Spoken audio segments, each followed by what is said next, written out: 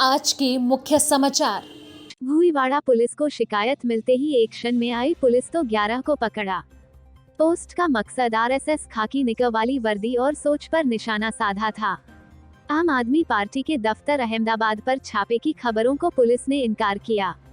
उद्योगपति गौतम अदानी और अनिल अंबानी के बीच विवाद खड़ा हो गया। भिवंडी शहर के भूईवाड़ा पुलिस थाने की हद में अलग अलग 4 जगहों पर मटका जुगार चलाने से तांडव मचा हुआ है।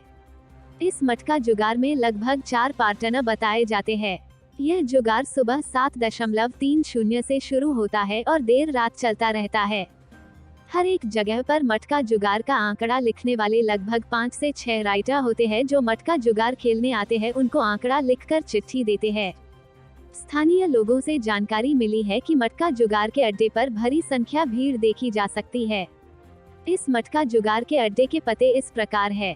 1. HDFC बैंक के सामने गली के अंदर धामनकर नाका भिवंडी में है। 2. करीवली रोड सुभाष पुलिस चौकी के सामने शिवसेना कार्यालय के बाजू की गली में है। 3. तावड़े कंपाउंड देशी दारू के बाजू में ट्रांसफॉर्मर के सामने कारखाने के गोदान के अंदर में है। 4. अजंता कंपाउंड विवेक बिल्डिंग के पीछे KGF मोबाइल के सामने लोखंड की सीढ़ी के बाजू से तीसरे कारखाने में मटका जुगार का अड्डा चल रहा था। इस मटका जुगार की शिकायत महाराष्ट्र के मुख्यमंत्री, पुलिस महानिदेशक, ठाणे पुलिस आयुक्त, DCP परिमंडल 2 के चौहान साहिब और भूईवाड़ा पुलिस थाने के वरिष्ठ पुलिस निरीक्षक से दिनांक 5 सितंबर 2022 को सभी के ईमेल द्वारा भेजी गई थी। शिकायत के बाद पुलिस हरकत में आई और HDFC बैंक के सामने गली के अंदर धामनकर नाका वाले जुगार के अड्डे पर पुलिस ने छापा मारा। लगभग 13 व्यक्तियों को इस जुगार के अड्डे से पकड़ा था। भूईवाड़ा पुलिस की कार्रवाई 11 सितंबर 2022 को की गई थी। पुलिस आगे की जांच कर रही है। मटका माफिया बिना किसी खौफ के मटका जुगार संचालित कर रहे थे। पुलिस को शिकायत मिलते ही कार्रवाई करते हुए 13 व्यक्तियों को हिरासत में लेते हुए जुगार को बंद कर दिया गया है। भूईवाड़ा पुलिस की रेड काबिले तारीफ थी। भूईवाड़ा पुलिस की जितनी भी तारीफ की जाए वह कम है।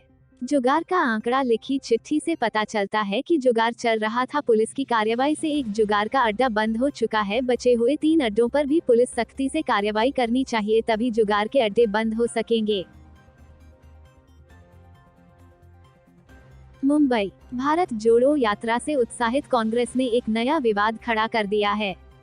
पार्टी ने एक ऐसा ट्वीट किया है जिसे लेकर देश का सियासी पारा चढ़ने लगा है। कांग्रेस ने अपने आधिकारिक ट्विटर हैंडल से किए गए पोस्ट में आरएसएस की हाफ पैंट ने नीचे से आग लगी तस्वीर शेयर की है। कांग्रेस द्वारा पोस्ट की गई तस्वीर में आरएसएस की ड्रेस में नीचे से आग जलती दिखाई दे रही है।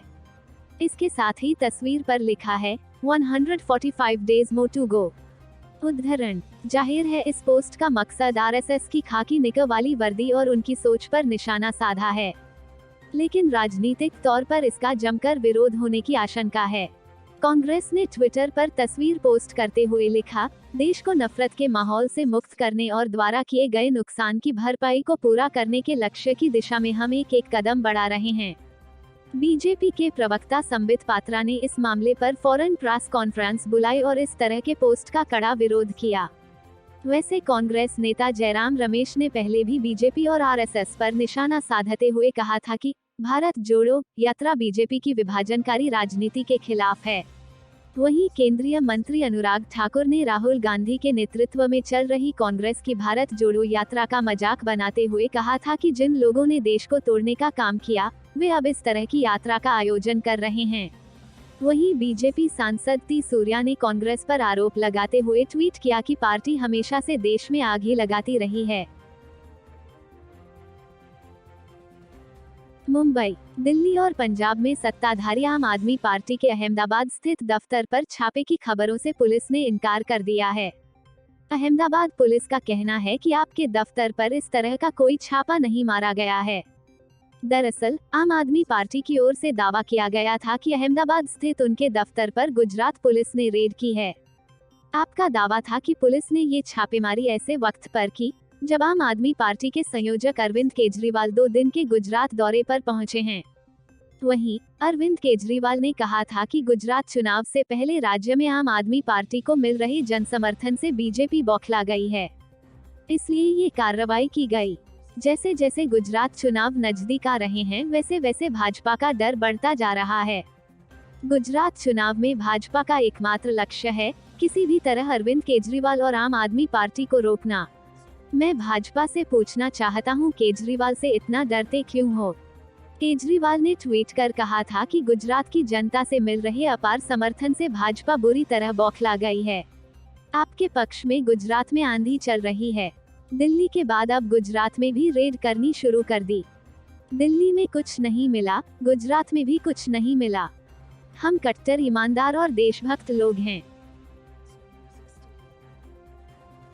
मुंबई, देश के शीर्ष उद्योगपति गौतम अदानी और रिलायंस इंफ्रास्ट्रक्चर कंपनी के मालिक अनिल अंबानी के बीच विवाद खड़ा हो गया है। विवाद की वजह मुंबई बिजली वितरण कारोबार को बेचने के सौदे में शर्तों के कथित रूप से उल्लंघन है। अदानी ग्रुप ने साल 2017 में 18,800 करोड़ रुपए की डील के तहत रिलायंस इंफ्रा, तत्कालीन रिलायंस एनर्जी के मुंबई बिजली कारोबार का अधिग्रहण कर लिया था। इसमें उत्पादन, वितरण और ट्रांसमिशन भी शामिल था। अपने दावे में रिलायंस ने दिसंबर 2017 के समझौते की शर्तों को पूरा नहीं करने का हवाला दिया है। इस बीच गौतम अदानी की ओर से कहा गया है कि हम अपना दावा ठोकेंगे। अदानी ट्रांसमिशन लिमिटेड ने सोमवार को शेयर बाजार को भेजी सूचना में कहा, Adani transmission limited Adani electricity Mumbai limited विवाद सुलझाने के लिए शेयर खरीद समझौते के तहत निर्धारित प्रक्रिया का पालन कर रही है। हम तथ्यों के आधार पर जवाब देंगे और रिलायंस इंफ्रास्ट्रक्चर के खिलाफ सुनवाई में अपने दावे पेश करेंगे। रिलायंस इंफ्रास्ट्रक्चर लिमिटेड का कहना है कि उसने अदानी ट्रांसमिशन लिमिटेड को इस उल्लंघन के संबंध में 134 अरब रुपये $1.7 अरब का मध्यस्थता दावा दायर किया है। स्टॉक एक्सचेंज फाइलिंग के अनुसार रिलायंस ने Mumbai centre for international arbitration के समक्ष अपने दावे का बयान दर्ज कराया है। हालांकि इसके बारे में और कोई जानकारी नहीं दी गई है। अदानी समूह ने अपने बयान में कहा कि रिलायंस अनिल धीरूभाई अंबानी समूह का हिस्सा रिलायंस इंफ्रास्ट्रक्चर लिमिटेड ने दिसंबर 2021 में शेयर खरीद समझौते के तहत एक विवाद पर मध्यस्थता शुरू की थी। यह 500 करोड़ रुपए का दावा था। Adani transmission limited Adani electricity ने आर इंफ्रा के दावे को खारिज कर दिया था। ATL ने कहा, हमारी नज़र में यह दावा बाद में विचार करने के पश्चात किया गया है और यह काफी कमजोर है। Adani transmission limited Adani electricity ने यह भी कहा कि आर इंफ्रा ने अभी तक SPA के तहत अदानी इलेक्ट्रिसिटी मुंबई लिमिटेड के काफी बड़े दावों का निपटारा नहीं किया है। Bureau report, Mumbai.